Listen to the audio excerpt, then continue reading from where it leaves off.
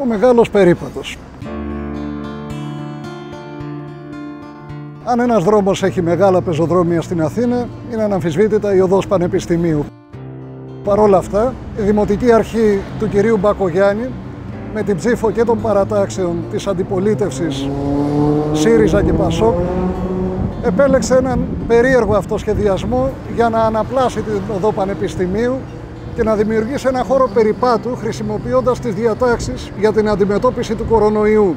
Έτσι παρέκαμψε την αρμοδιότητα της περιφέρειας Αττικής, γιατί η περιφέρεια είναι αρμόδια για τη συντήρηση των μεγάλων μητροπολιτικών δρόμων, και χρησιμοποιώντας μια υπουργική απόφαση τρίμηνης διάρκειας για την αντιμετώπιση του κορονοϊού και τη διεύρυνση του χώρου περιπάτου στην οδό Πανεπιστημίου, εκπώνησε ένα έργο που στοίχησε στον αθηναϊκό λαό 3,75 εκατομμύρια, χωρίς να υπολογίζουμε το κόστος αποκατάστασης. Δημιούργησε μια αναστάτωση 2,5 χρόνια στην οδό Πανεπιστημίου και τελικά δεν προσέφερε τίποτα. Το έργο του μεγάλου περιπάτου δεν εξυπηρετούσε φυσικά ούτε την αντιμετώπιση του κορονοϊού, όπως επικαλέστηκε ο Δήμος Αθηναίων και δυστυχώς δέχτηκε το ελεκτικό συνέδριο, καμία γνωμοδότηση αρμόδιας επιτροπής λοιμοξιολόγων δεν ζήτησε αυτό το συγκεκριμένο έργο. Η ερμηνεία της απόφασης, που ήταν γενική, έγινε σύμφωνα με τα συμφέροντα αυτών που είχαν την πλειοψηφία στο Δήμο.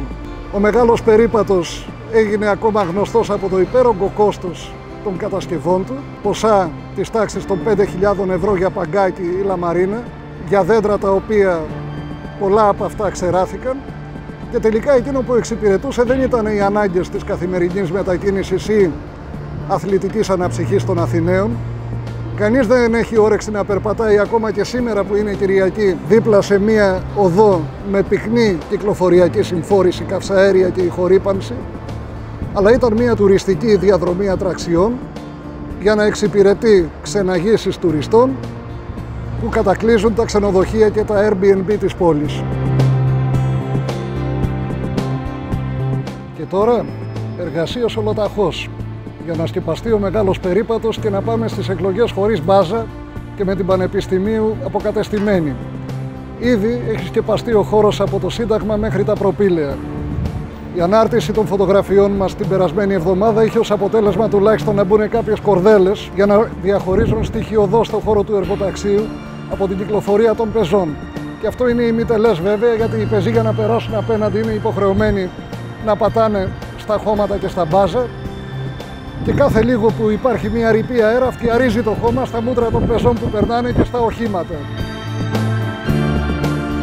Μπάζα και στην πλατεία Κοραή για να τελειώσει η πλακόστρωση μέχρι τις εκλογές και να είναι έτοιμη. Εδώ δουλεύουν και Κυριακή. Θα έχουν πάρει άδεια φαίνεται. Ωστόσο δεν βλέπουμε πολλούς εργάτες να φοράνε κράνη και μερικούς να φορούν και γάντια. Η τήρηση των μέτρων ασφάλειας και υγιεινής είναι απαραίτητη για να μην έχουμε ατυχήματα.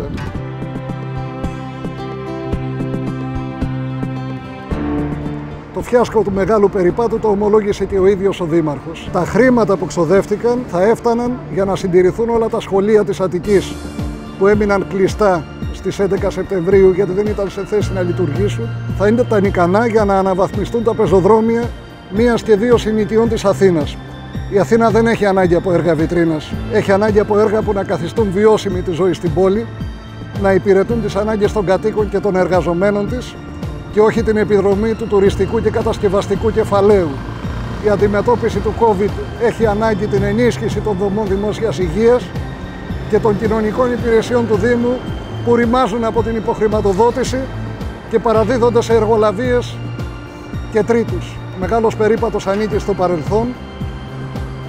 Το κίνημα διεκδίκησης δημόσιων χώρων της Αθήνας είναι εδώ για να διεκδικήσει τους δημόσιους χώρους και τους χώρους πρασίνου που χρειάζονται σε αυτή την πόλη και που τους φυλάει με λαμαρίνες και αστυνομία η διοίκηση του Μπακογιάννη, όχι για να σώσει τα δέντρα, αλλά για να σώσει το δικαίωμα των εταιριών να κόψουν τα δέντρα.